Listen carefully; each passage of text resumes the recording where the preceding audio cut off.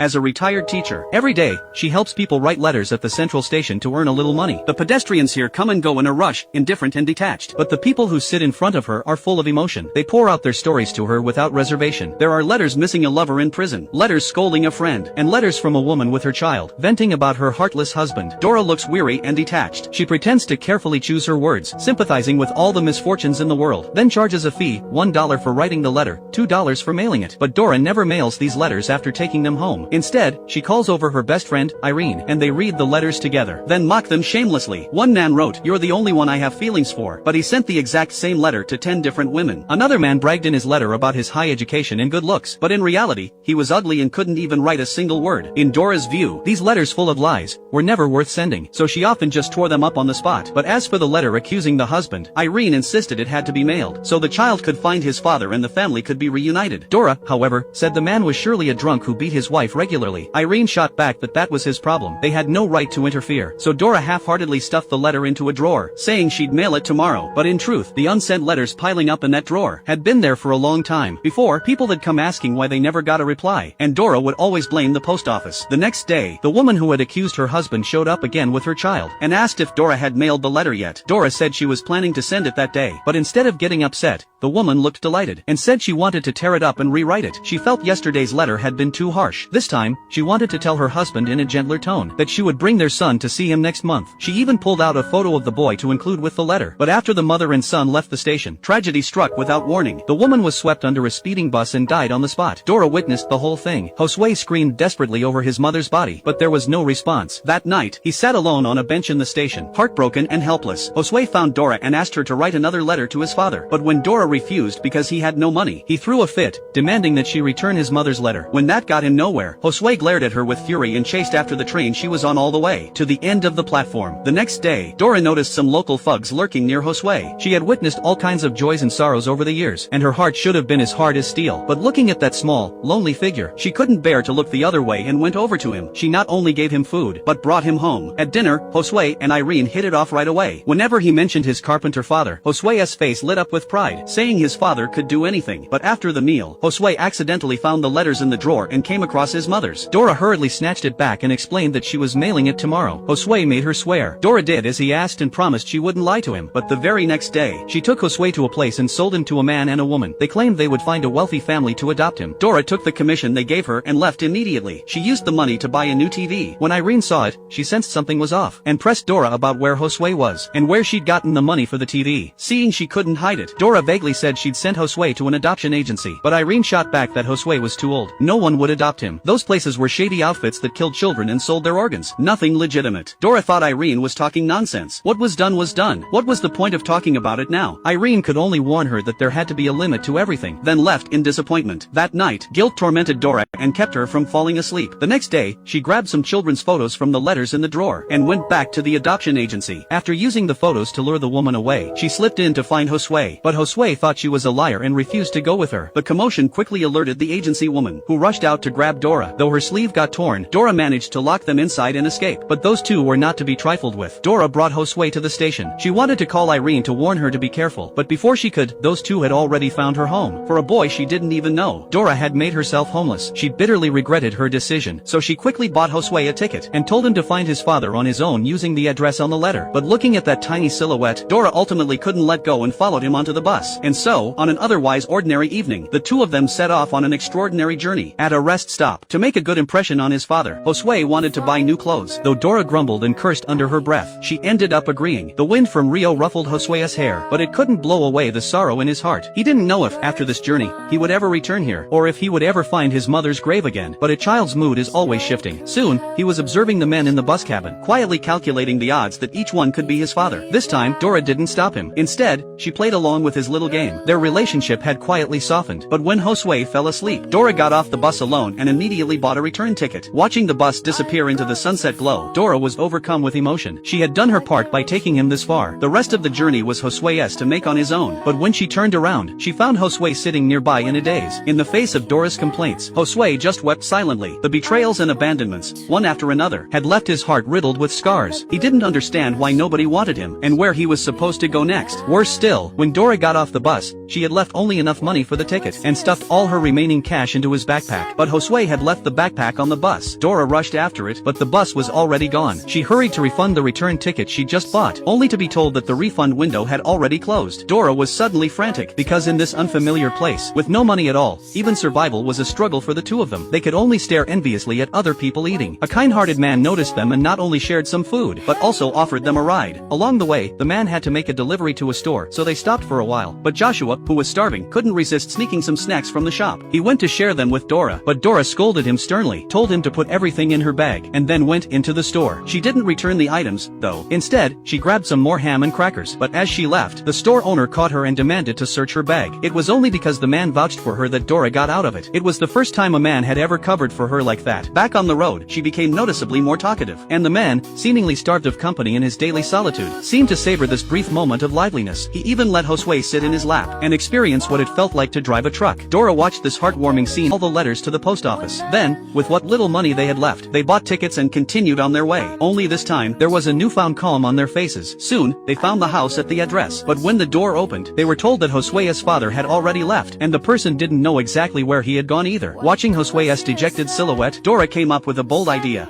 Você não quer vir comigo, hein? Eu gostaria, você sabe. Eu gostaria muito. Having reached an agreement, they planned to buy tickets and head home right away. But then a young man suddenly approached them, saying the person they were looking for was his father. Wary of being tricked, Josue didn't reveal his real name. Only when he saw a photo of the young man's parents hanging in the house did Josue confirm that this was indeed his half-brother. It turned out that after their mother passed away, the father had gotten together with Josue's mother, Ana. But later, Ana left for Rio while pregnant with Josue. They thought it would be a temporary separation, but it turned out to be forever, and his father truly had been a skilled carpenter. The older brother showed Josue all kinds of his father's tools. Playing around with them like that felt like a special kind of passing of the torch. Watching this heartwarming scene, Dora felt a pang in her heart, because she knew very well that Josue would be better off staying here. The brothers said their father had been searching for Ana and Josue all these years, but had never found any leads. Then, about 6 months ago, the father had lost contact entirely due to work. But before that, he had written Ana a letter, hoping that if they ever found their way here, they would know at once how much he missed them. With permission, Dora read the letter aloud. The father asked Ana to wait for him a little longer. He would be back soon, and when he did, their whole family would be reunited. Eu, você, Isaías, Moisés e Josué.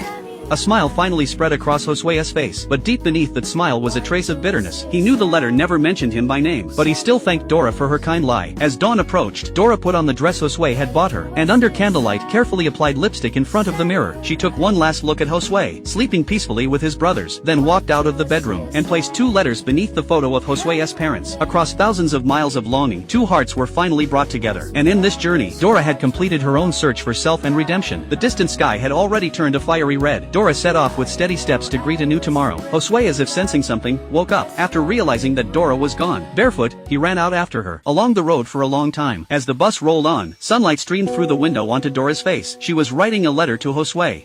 Também vai ser melhor para você ficar aí com seus irmãos. Você merece muito, muito mais do que eu tenho para te dar. No dia que você quiser lembrar de mim, dá uma olhada no retratinho que a gente tirou junto.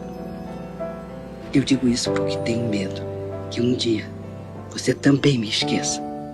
By the time she finished the last word, Dora was already in tears, and Josue, watching the bus fade into the distance, was weeping just as hard. They weren't family, but they meant more to each other than family, and as if sharing one mind, they both reached for their time capsules at the same time. Looking at the photo of the two of them holding hands and smiling happily, all the arguments and all the tenderness from the journey echoed through their minds, and became the most eternal memory buried deep in their souls. Would Dora mail this letter to Josue? Maybe yes, maybe no, but just like the countless letters she had once written for others, the moment she put pen to paper, she had already found comfort and a kind of transcendence in her soul.